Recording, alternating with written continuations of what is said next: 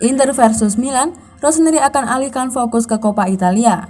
AC Milan akan melawan Inter Milan pada leg 2 semifinal Coppa Italia.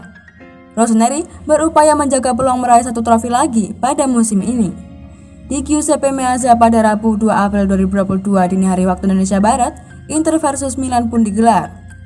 Kedua tim masih mempunyai peluang yang sama besar untuk melaju ke babak final Coppa Italia. Pada pertemuan pertama di stadion yang sama, Milan dan Inter bermain imbang tanpa gol. Milan bisa lolos ke final kalau imbang dengan skor 1-1. Ada aturan gol tandang yang diberlakukan di Coppa Italia. Pioli sadar betul dengan pentingnya Coppa Italia untuk Milan. I Diavolo Rosso sudah lama tak menjuarai ajang ini.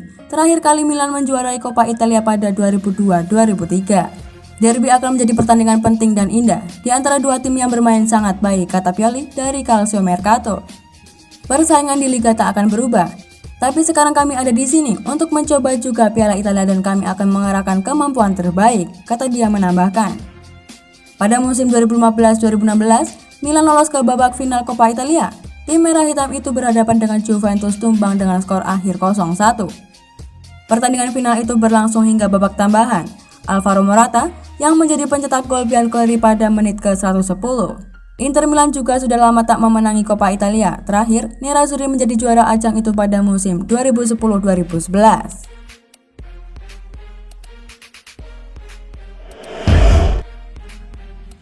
Origi sampaikan ke Liverpool ingin gabung Milan. Origi telah begitu santer dikaitkan dengan Rossoneri dalam beberapa pekan terakhir. Mengingat kontraknya bersama The Reds bakal berakhir pada musim panas nanti.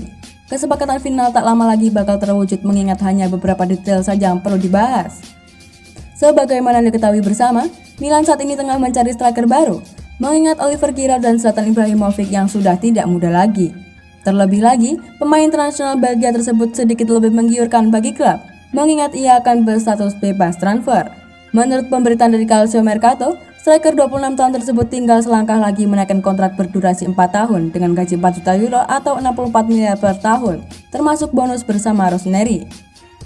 Ia telah menangguhkan tawaran lain dan negosiasi pun bergerak menuju penyelesaian positif, sehingga tak lama lagi transfernya ke Serie A bakal benar-benar selesai. Kedua belah pihak sedang mengupayakan detail-detail final terkait bonus, dan kemudian hanya perlu lampu hijau total dari elite manajemen untuk menuntaskan transaksi. Sang pemain telah menyampaikan kepada Liverpool bahwa ia tidak akan memperbarui kontraknya mengingat ia ingin bergabung Milan. Antusias dengan proyek mereka usai mendapat panggilan dari Paolo Maldini. Menarik untuk ditunggu bagaimana kelanjutan dari proses yang telah berlangsung selama beberapa pekan terakhir tersebut. Mike Maignan berpeluang lewati rekor Gianluigi Buffon di Liga Italia. Mike Maignan memiliki peluang untuk memecahkan rekor penjaga gawang di Serie A yang dibuat oleh legenda Juventus Gianluigi Buffon. Penjaga gawang AC Milan itu kini telah memainkan 564 menit aksi berturut-turut tanpa kebobolan gol, sebuah tanda kemampuannya di antara mistar dan pertahanan yang kuat di depannya. Buffon memegang rekor dengan 973 menit mengungguli Sebastian Rossi yang memegang rekor Milan dengan 929 menit. Seperti yang dirinci oleh La Gazzetta dello Sport, AC Milan memiliki 450 menit pertandingan Serie A tersisa, yang berarti Maignan masih memiliki peluang tipis untuk memecahkan rekor itu musim ini.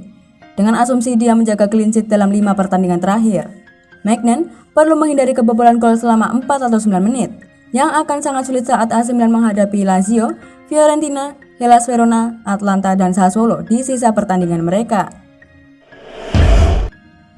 Akhiri puasa gol, Mesias tegaskan Milan wajib terus berjuang.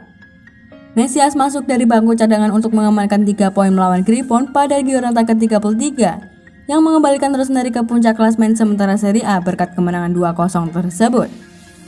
Sebelumnya, Inter berhasil menundukkan Spezia untuk menggeser Milan dan merebut kembali puncak klasmen yang membuat pasukan Stefano Pioli meraih hasil kemenangan demi menjaga harapan mereka dalam perburuan gelar. Saat berbicara kepada The ASEAN selepas kemenangan tersebut, Mesias hanya ingin fokus pada Rossoneri hingga musim ini berakhir. Saya tidak melihat hasil Inter jika saya harus jujur. Kami hanya harus memikirkan diri kami sendiri. Kami tahu itu sulit setelah 2 hasil terakhir.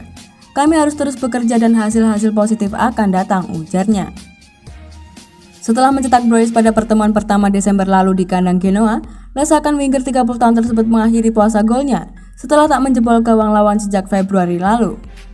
Saat membahas gol tersebut, ia menyatakan, "Saya tenang dan kalem karena saya tahu jika Anda bekerja sebagai profesional, hal-hal bagus akan datang." Pemain asal Brasil tersebut mengakui bahwa pertandingan-pertandingan kini menjadi lebih penting, mengingat musim telah memasuki masa final dan 3 poin yang diraih Rossoneri berarti sangat penting dan menegaskan timnya perlu terus mengejar hasil dan kemenangan tersebut.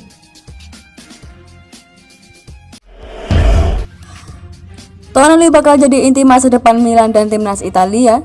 Sebagaimana dikemukakan oleh La Gazzetta dello Sport, sang pemain telah berjanji kepada fans bahwa mereka akan menyaksikan Tonali yang sesungguhnya pada musim ini Juni lalu, dan kini ia merupakan salah satu nama pertama yang muncul dalam daftar pemain Rossoneri setelah sepenuhnya menyesuaikan diri dengan kehidupannya sebagai bintang raksasa Serie A tersebut. Gelandang 22 tahun tersebut kini menargetkan masuk dalam tim nasional secara reguler dan mengingat betapa buruk performa Italia selama kegagalan mereka dalam kualifikasi Piala Dunia, ia tentunya memiliki peluang yang besar. Bintang muda Milan tersebut sudah mengantongi lebih dari 600 menit waktu bermain lebih banyak ketimbang pada musim lalu dan telah meningkatkan setiap aspek performanya. Dibandingkan rekan-rekannya di Serie A lainnya, mantan bintang Brescia tersebut melakukan lebih banyak intercept dengan 0,93 per pertandingan dibandingkan rata-rata 0,64 untuk posisinya dan lebih sedikit membiarkan lawan melewatinya dengan 0,54 melawan 0,77.